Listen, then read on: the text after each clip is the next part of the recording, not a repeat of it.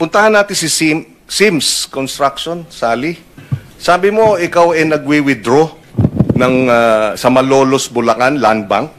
Yes, Your Honor. Magkano wini-withdraw mo? Kasi, Your Honor, hindi na, halimbawa 457, kung ano lang po yung available that day, hati-hatiin po yun. Magkano nga yung isang transaksyon? 50 million? 10 million? 100 million? Cash. Wini-withdraw mo ng cash. Yes, Your Honor.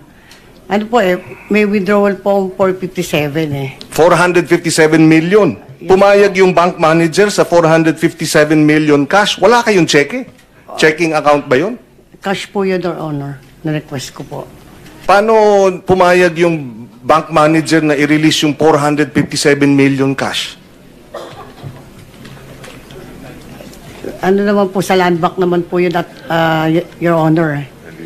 May arrangement ba kayo, Sally, sa bangko para pumayag sila ng may malaking transaksyon na gano'n na ilalabas?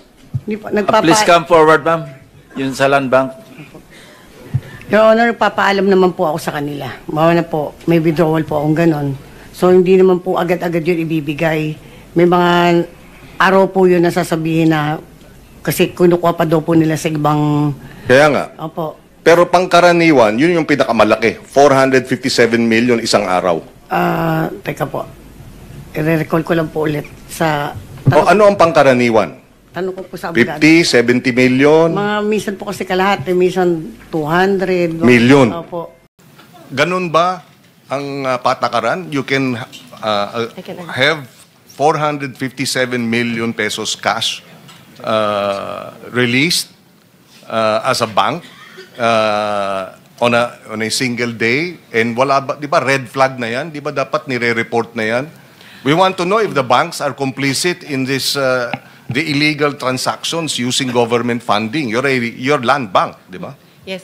The land bank is, once the transaction is more than 500,000, it will be automatically captured by the system and be reported as covered transaction report.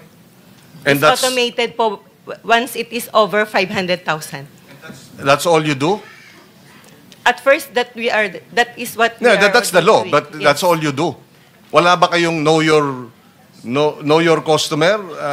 Nagwi-withdraw ng 457 million, okay lang? We have- report lang na over 500,000? We have due diligence and KYC as well upon opening up the account po, Mr. Chair. So how did this happen? What we want to find out is paano nangyayari na daang milyon, kalahating bilyong piso, parang pikit mata ang ating banking system. Senator Pangilinan, for the information of the body, meron tayong kopya ng lahat ng ledgers ni Sims, ano? Ito, yung binabanggit yung 457 million, 2 araw po ito eh. Natik po 457 million, March 24, 2025, yung isang withdrawal, total in 1 day, July 3, 2025. Ito yung sinasabi ni Ms. Santos, parehong delivered do sa office ni Engineer Bryce Erickson Hernandez. No? Marami po rito, ibibigyan ko kayo ng kopya. Yes, thank At, you. i-reproduce natin. Marami po, merong withdrawal na 180 million, may withdrawal na 141 million, withdrawal na 299 million, withdrawal na 65 million. Tsaka, Puro, yes. puro isang araw ito. Tsaka puro cash. Puro cash ito, cash.